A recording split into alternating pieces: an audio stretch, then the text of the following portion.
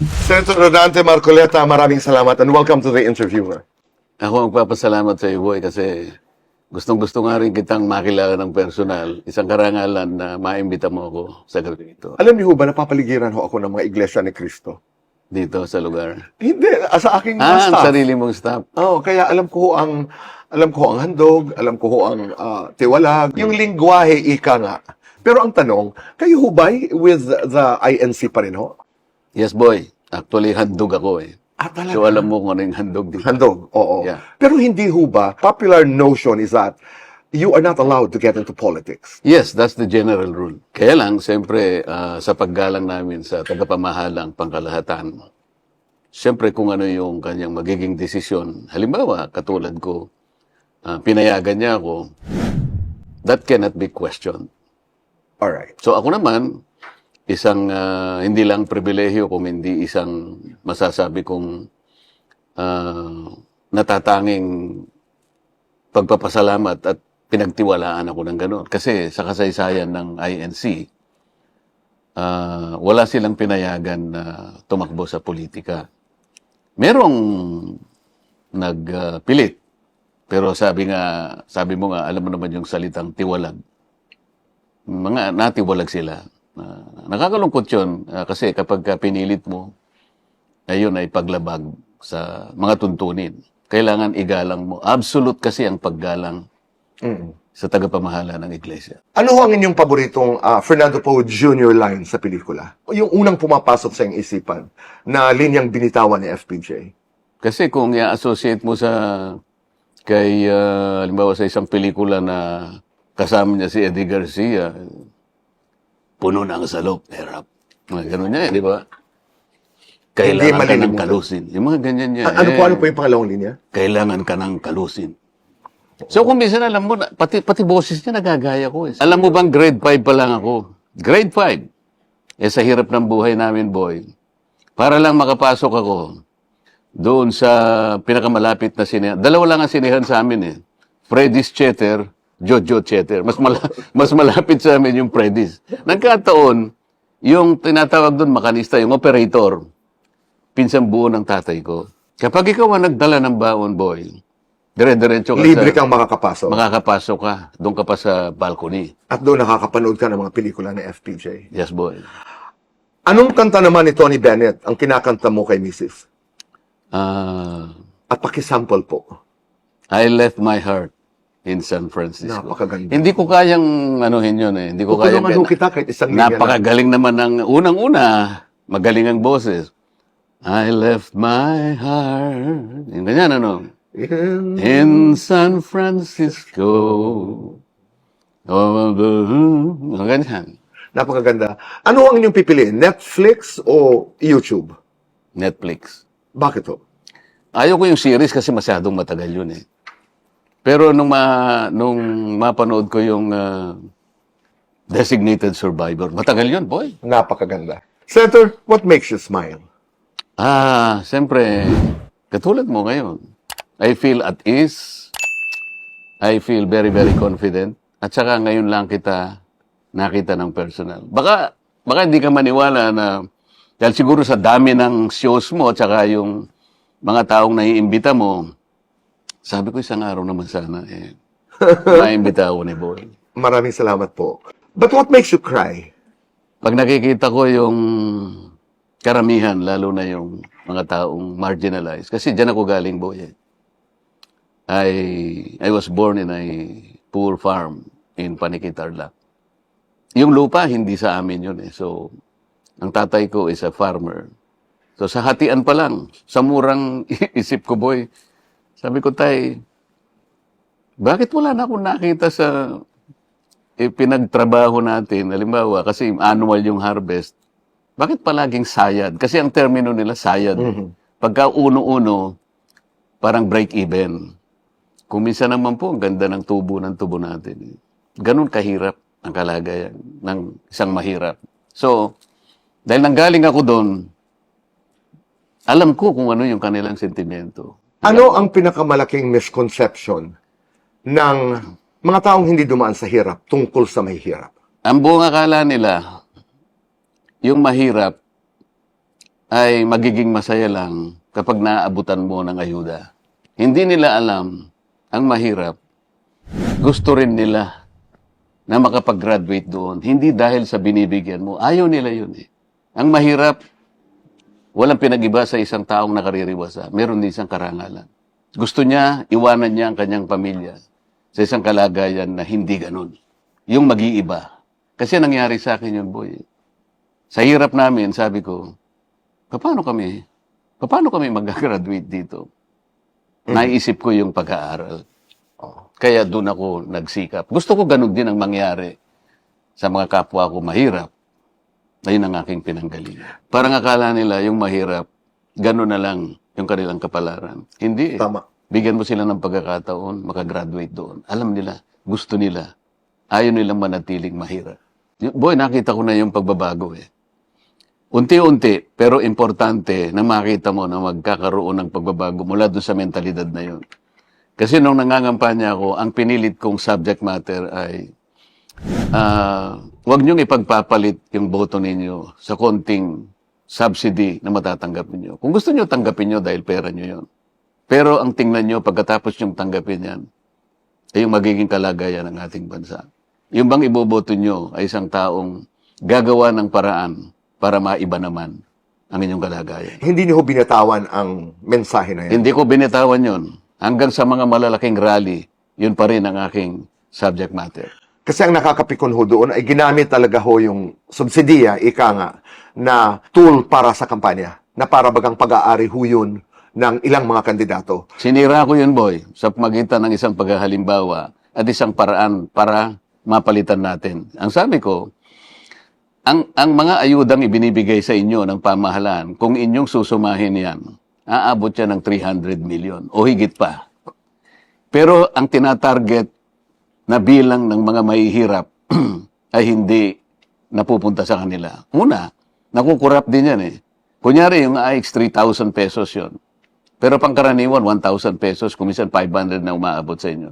Ngunit, hindi lahat nabibigyan. Ang target, sabi ko, na population yan ay yung 5 milyong mahihirap na pamilya, which represents at least 25 to 27 million poor, marginalized Filipinos. Palitan natin ito ng isa ring intervention, ngunit diretso. Halimbawa ako, ang isang pamilya na nagkukonsumo ng 200 pesos kilowatt hours, pangkaraniwan, siguro ang presyo niya na is average na 2,500 pesos a month.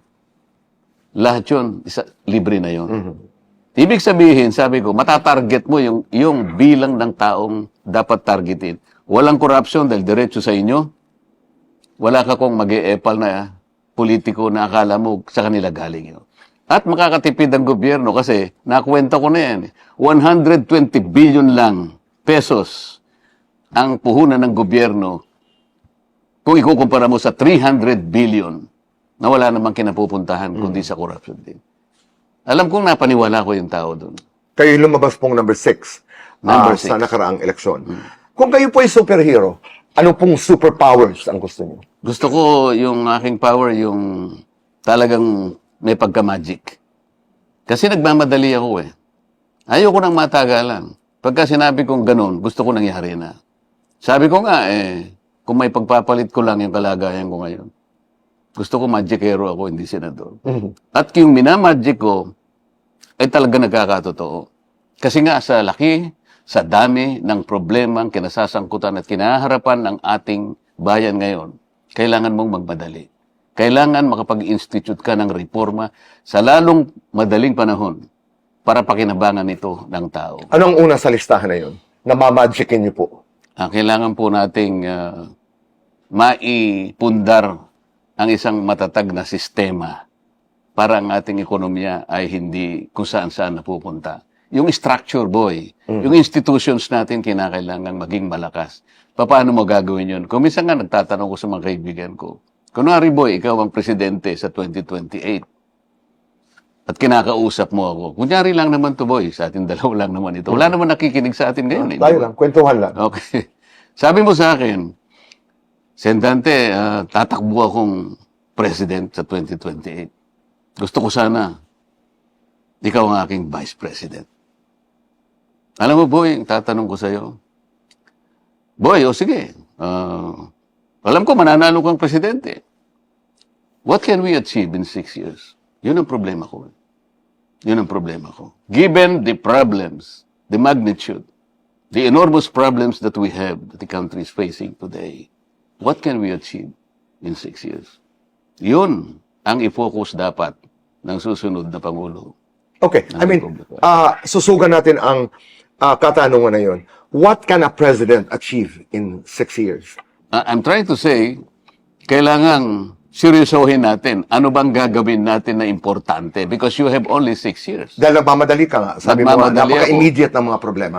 The problems are immediate. Parang ang bansa natin nakaratay na sa malalang kalagayan. Kapag hindi ka nag-institute ng paggagamot dito, mamamatay ito. Oh. Emergency. Okay. What's wrong with us? What's wrong with our culture of Philippine leadership? Nakapokus tayo sa personalidad, boy. Hindi tayo nakapokus sa mga institutions natin. We need to strengthen our institutions. Para sa ganon, kahit sinong maging presidente, yung sistema, yung direksyon, tuloy-tuloy. So paano natin gagawin yun? Senator, hindi nga sa level ng presidente cabinet secretary, regional director, ito nagawa ito ng dati, ayoko ipagpatuloy dahil hindi akin. So, that continuity that you're talking about and many leaders around the world would adhere to, ay nawawala yan dito sa Pilipinas. Kaya kailangan, boy, ikaw magiging presidente, yung vice president mo, mag-usap kayong mabuti. Bago pa kayo pumalaot sa venture ng politika, ito mataas na venture na ito, president and vice president, kailangan pag-usapan nyo na kagad. Kaya mabuti, nagkakaintindihan yung dalawa eh. Would you go for that concept, of the American concept of the president or the vice president running as almost one? As opposed to the way we do it here, na pwede kang manalong presidente, ang nananalo ay ibang vice president na galing sa ibang partido. Maganda yun. Kasi, dyan, ay natutukoy na yung vice president mo, kakampi mo talaga. At siyempre, kailangan mong kakampi ang vice president because sa yung successor mo kung sakasakali. Hindi mabuti na yung vice president mo, kalaban mo pa. Kagaya ng mga nangyari. Sa atin mismo, napakarami na. Itong nangyayari ngayon is a very classic example where our leaders took the different direction. At malaking epekto nito sa bayan. Ano po ang pinakamalaking misconception tungkol sa inyo? Stricto daw ako. Yung matapang ako. Boy, stricto ako kapag mali ang nakikita ko. Lalo ngayon sa Senado. Kaya akala mo yung parang nakikipag-away ako palagi. Ayoko makipag-away mo. Lalo na kung tama ang pinag-uusap. Gusto ko nga mangyari magsama-sama tayo. Sino ba ang utak? Sino bang may kagagawan ng paglimas ng kabangbayan? Nung ako ang Blue Ribbon Committee, gusto kong kaagad makuha natin, matukoy, mailantad, maging mapanagot natin lahat ang may kagagawan nito sapagkat pera ng bayan ito. Nung kunin sa akin, ang buong akala ko dahil ang nagsabing kukunin niya, mas magaling siya sa akin, natuwa naman ako. Siyempre, pareho ang direksyon natin eh. Mas lalong maganda kung mas magaling ka sa akin. Dahil ang tinutungo ko ito, ngayon mas magaling ka, baka mas madali ang ating gagawin. Ang nangyari, kabaligtaran. Kaya, ang ginagawa ko ngayon, nagpapaalala ako, lumilitaw ako ngayon na parang ako yung nakikipag-away. Hindi boy. Ako issue for issue. Walang ad hominems. Madalas kong naririnig sa iyo in many different words. Nag-iimbestiga tayo, you were chair of the Blue Ribbon Committee, nangyari ang mga nangyari. Pero doon po sa unan yung latag, sino ba talaga ang mastermind ng pandarambong na naganap at patuloy siguro na nagaganap? May kasagutan ho yan. Sino ba talaga ang mastermind dito? Doon nilinya namin kung sino dapat ang managot. Base na rin doon sa nakalap naming ebidensya, testimonial and otherwise, na nanggaling sa aming mga resource persons. So natukoy mula sa kanilang paglalahad ng kanilang individual short statements na siyempre, sangkot lahat eh. It's a conspiracy. Merong galing sa executive department sa magitan ng DBM, yung DPWH, executive yun. Sa panig naman ng House at saka ng Senate, nandun yung paglatag ng budget.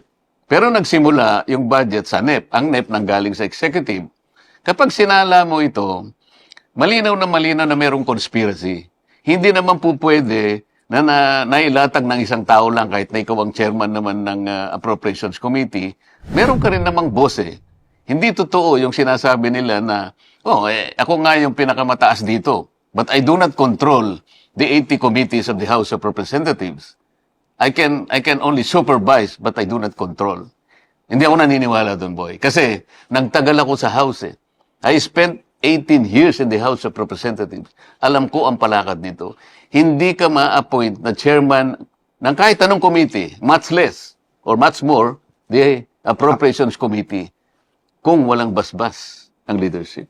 Kung walang basbas, specifically, ang presidente ba o ang Speaker of the House? Manggaling muna sa Speaker of the So House. in this case, hindi pwede maging chairman si Zaldico ng APRO kung walang basbas, si Congressman Martin Romualdez. Yes, boy. Okay. Talagang manggagaling sa kanya. Even the Vice Chairman. Are you in effect saying that Martin Romualdez is the mastermind, alleged mastermind of this whole mess? Isa siya sa maaring ma-pinpoint.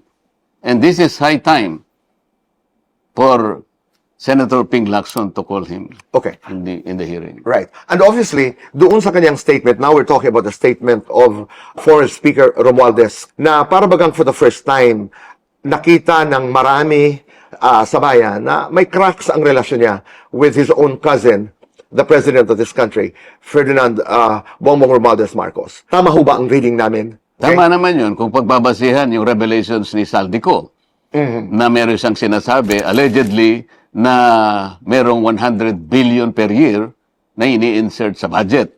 Ngayon, palagay ko yung statement ni former Speaker Martin Romualdez ay na-trigger nung sinasabing na-aresto na si Saldico. Please explain that to us. Paano siya na-trigger with that arrest of Zaldi in the Czech Republic? Eh kung talagang na-aresto siya talaga, no? Sa akin kasi may pagdududa ako. Si Saldico, nagkaroon na siya ng previous revelations installments.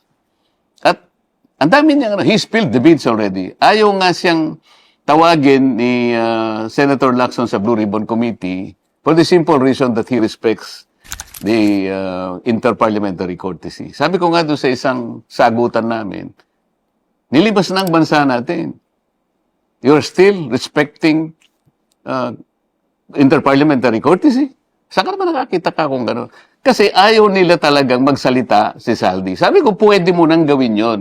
Kasi kung hindi ka in-advise ng legal staff mo, ako magsasabi sa'yo, Saldico can secure his own sworn statement in any country in Europe. I-apostille niya lang yun eh. And the Apostille Convention is already recognized by the Philippine Supreme Court. At inadapt na nga ito sa isang requirements natin. Sabi ko, pagka na-apostille yung kanyang sworn statement, pwede mo siyang paharapin sa committee kahit na by Zoom. Bakit hindi mo gawin? Isang potential na witness siya. At dito, nagsabi siyang napakarami. Dinadala yung mga mali-malitang pera sa bahay mo, sa ganito. Kinakailangan nating ipagharapin talaga. Bakit tayo nilang gawin ito? Ito yung punto rito. Ngayon, kapag kung nahuli talaga, magkakaalaman dito. So, kaya siya gumawa ng statement sa aking palagay. Sige, nasa sa inyo. O, dilaglagan na tayong lahat. Parang gano'n ang ibig niya sabihin. I cannot be the fall guy. Ibig niya sabihin, merong mas mataas sa kanya. Okay. Napakinggan namin yung statement, pero sususukan ko lamang yung statement ni Congressman Zaldico, accusing the President of the Republic as head, actually, nung nauna niya mga statements na lalo na yung 100 billion, inutusan niya si Budget DBM Secretary. Pagdating, siya ang tumawag pala sa kanya, kung tama ang aking pagkaalala. At sinabi niya, hindi kaya ito, i-insert ang 100 billion, kailangan hatiin, ang 50 billion dito, ang 50 billion. Tama ho ba ang aking pagkaalala? Yan ang sinasabi ni Saldico. Yan ang sinasabi ni Zaldico. Ka. Oo, di ba?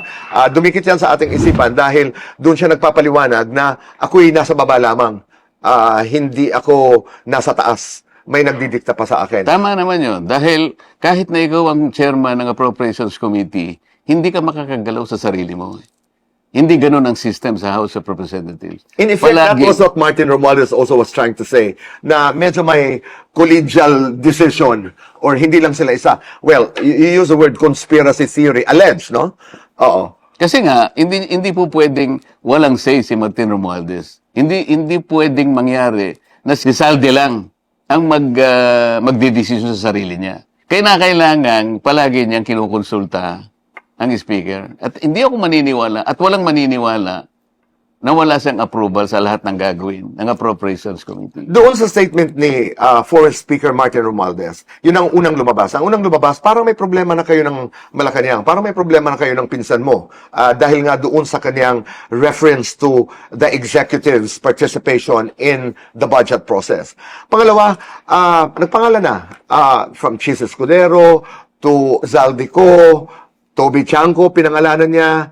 At para bagang ang sinasabi niya, I'm not gonna keep quiet anymore. Ano ang reaction niyo doon? Kasi nga, ang tingin ko, kung talagang lalabas na si Saldico will completely spill the beans. Hindi ko alam paano nila i-manage yun. Kasi sinasabi niya, 100 billion, allegedly, ang napupunta sa, ang nire-request ng Office of the President every year. O, magsimula na lang tayo ng 2023 hanggang 2025. Sabi niya, maging 2026, meron pa rin eh. So, paano sasagutin yun, halimbawa? Ngayon, si Saldico ba magta-turn around 360 degrees? I don't think so. Kasi, i-reveal niya na to earlier. Pero, Sen, what is your take that the announcement that Zaldi had been arrested, kung na-arrest man, no, was the president? Yung sinabi niya na... As si presidente ang nagsabi na nahuli. Kasi ganito, boy, ako, padadaanin ko sa nalalaman ko. Under the Geneva Convention kasi, boy, any Filipino arrested in a foreign country, matitrigger yung tinatawag na consular notification process. That process will reveal as much detail as possible, like the complete identity of the arrested person, circumstances of his arrest or detention, yung kanyang documentation, the agency or the office, the court, or the prison, the police station, even detention facility where he is being held, and the future steps na gagawin ng state na may hawak sa kanya. This process was reiterated in many cases of the International Court of Justice. So, kung hindi nanggaling yung information from a notification process, parang hindi totoo. Kasi, kung talaga nanggaling sa isang consular notification process, the government must have published a summary of that. Okay. Hindi mo na kailangang pumunta sa Czech Republic na sinasabi nila na kailangan puntahan doon. Why would you do that? Why would you waste the people's money in doing that? You can check with the Czech Republic Embassy here in Manila. Malalaman natin kaagad eh. Pero boy, ba't sila nagpipilit pumunta sa Czech Republic at this point in time? Spring ngayon eh. Masyado bang maaga yung statement na ginawa ni former Speaker Romualdez? Tingin ko, na-trigger nga doon eh. Kasi kung nahuli nga, ipin-repair niya na yung senaryo kung anong mayayari. Pero, ang nakakapagtaka, even before this incident, ang mga statements lahat ng mga taong inakusahan ng involvement dito sa napakalaking ninakaw sa bayan, lahat sila inosente. Yun naman talaga ang natural reaction, boy. Pero paano mo papaniniwalaan naman ang buong Pilipinas? Kasi nga yung sistema eh. Manggagaling sa budget, manggagaling sa Office of the President, ilalatag mo yung insertion, pagkatapos may unawaan na sila sa mga allocables. May BICA, may small committee. May small committee, may BICA, may ganyan, balik-balik ng ganyan. Huwag mong sabihin, ikaw ang Speaker of the House. Ano ka, bystander? Naghihintay ka lang kung ano nangyari. I don't think so. People will not believe that. Ano ho ba ang gusto nyo? Action o drama? Action. Sa labas ba ng mga hearings, kayo ba'y nag-uusap bilang mga tao ni Senator Lacson? Are you friends? Or do you try to be friends? Hindi eh. Kasi nung pumasok ako, kaming majority boy eh.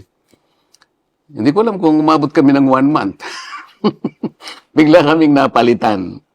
Palagay ko hindi na kami magkakaintindihan. Kasi yung ginawa niya sa akin na gumawa siya ng isang splice video para doon ay i-twist niya ang aking statement para palabasin niya na I am trying to give up a certain part of our territory. I did not say that. I will never say that. Ginawa niya yun. Sa tingin ko, walang isang mabuting tao ang gagawa ng ganun. Pag-usapan nga natin yun. Yung WPS, yung coordinates. Marami kami natututunan pag napapakinggan namin kayo nag-uusap-usap. Ano ho ba talaga ang iyong pinaninindigan dito? Ako pinaninindigan ko lang, boy, yung pinaninindigan din nila na dapat meron tayong West Philippine Sea because we are entitled to all this. Nung mapakita na natin, signatory na tayo ng UNCLOS. Alam mo kung ano lang yung pinag-iba namin, boy? Hindi ko nga maintindihan bakit hindi nila makuha yung gusto ko sabihin. Okay, sinasabi natin, meron tayong West Philippine Sea. Bakit hindi natin ma-drawing, boy? Kasi meron tayong batas, Administrative Order Number 29, inutusan ng NAMRIA at saka yung DFA to produce and publish Philippine maps enclosing the West Philippine Sea and then make a deposit to the Office of the UN Secretary General and notify international organizations like IHO. This is International Hydrographic Organization. It's about the standard geographical names. So, ang ibig sabihin nun, boy, these are steps para ma-drawing natin ang West Philippine Sea. So bottom line, Sen. Dante, what is it that you want to happen? I mean, in view of all these things that are happening. Pagsikapan natin, kahit na mahirap, kahit na ngayon ay iniisip na rin maring imposible, gawan natin ang paraan na ma-drawing natin ang West Philippine Sea. Okay.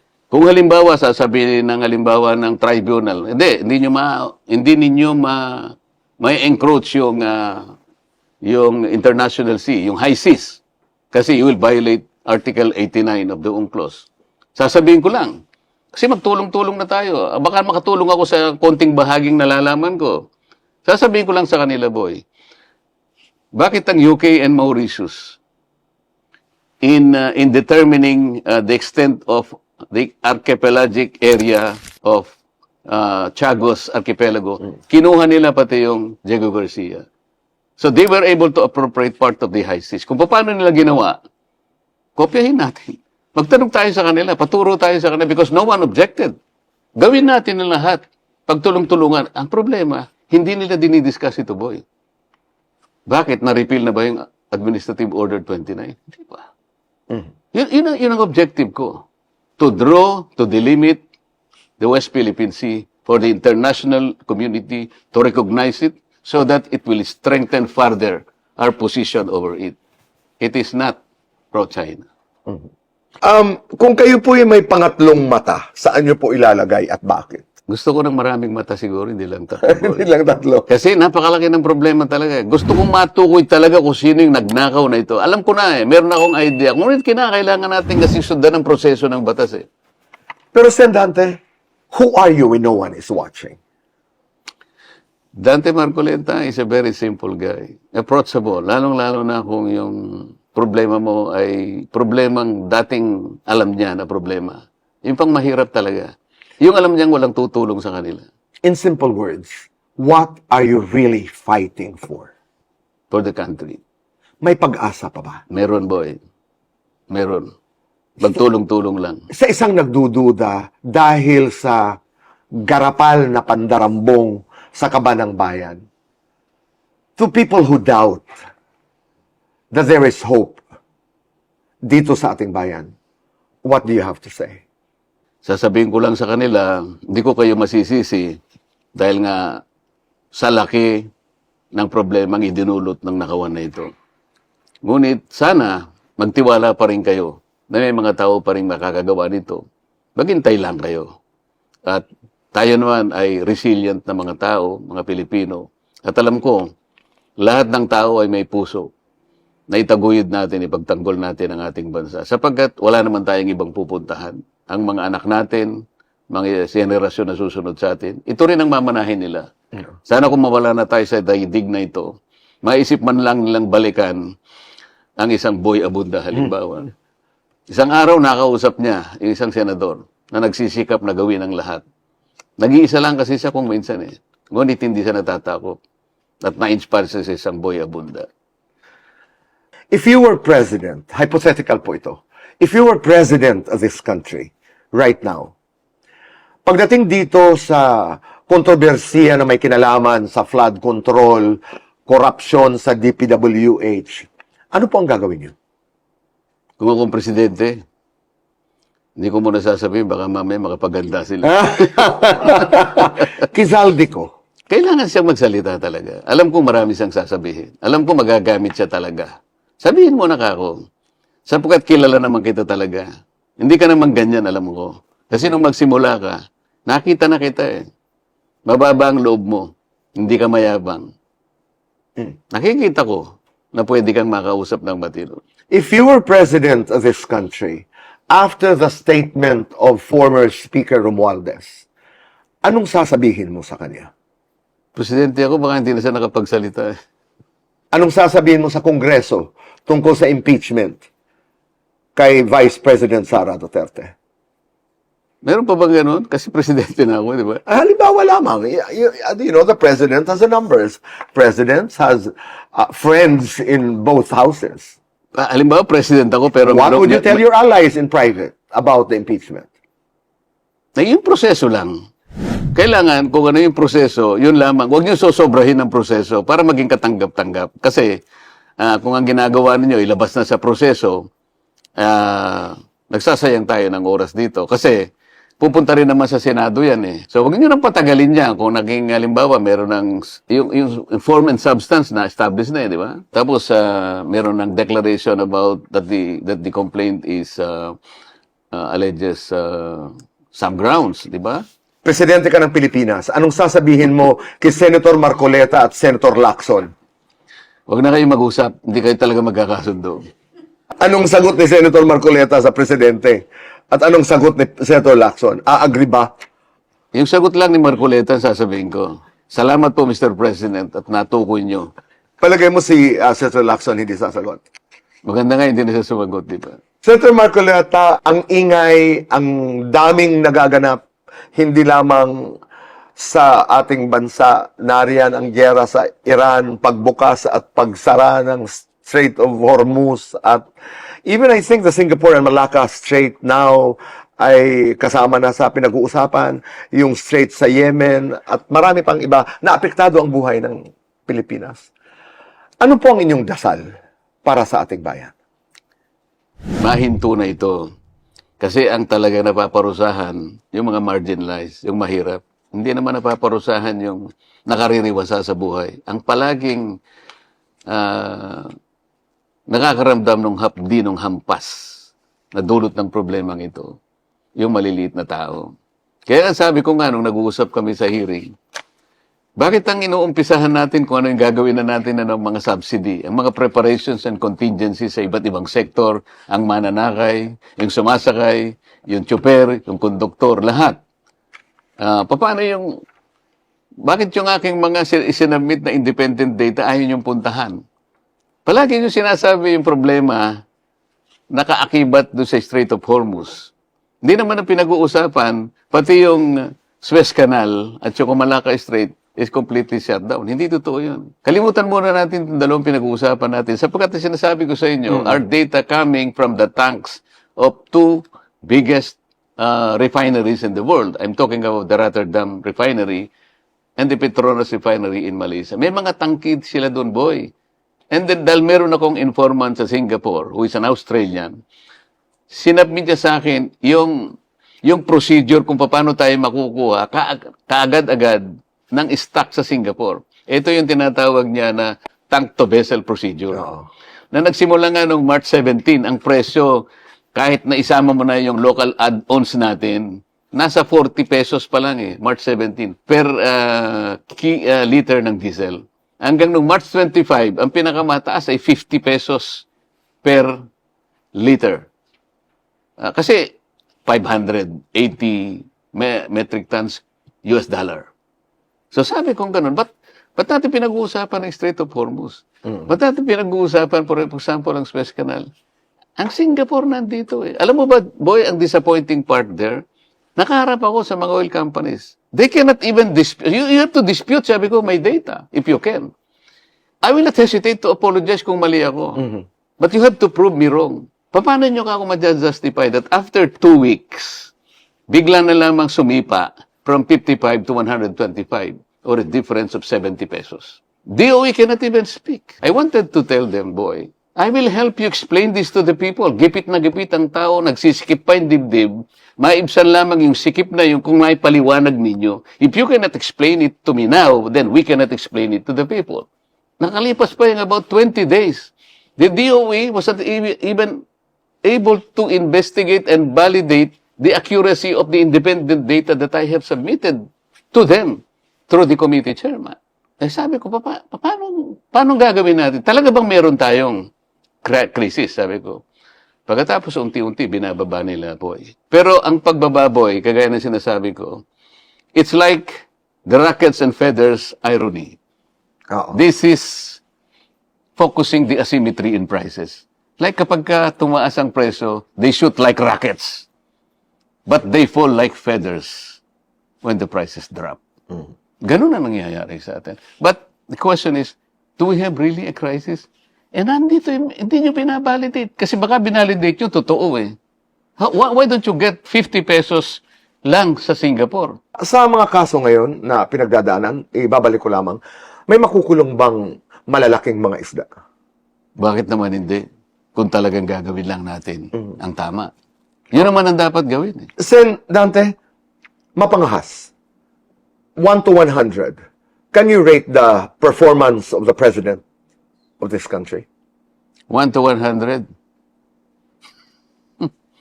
Ikaw naman ba, kaya mo rin i-rate yun. It does not require a Rodante Marcoleta to rate him.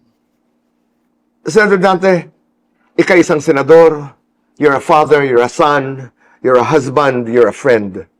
But who are you first? I think I am a citizen who loves this country, foremost. If you were to write your epitaph, sige nga, subukan natin. I mean, Gusto 50 years, 100 years from now, people will look back. Yes. And you wrote that epitaph. How would that go? Rodante Marcoleta, isang taong maliit, ngunit piliin niyang gumawa ng malaking bagay para sa kanyang bansa. Gano'n lang kasimple. Maraming salamat. Thank you, boy.